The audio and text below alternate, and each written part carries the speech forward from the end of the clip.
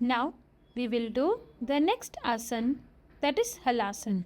For Halasan, we will lie on our back and straighten both legs.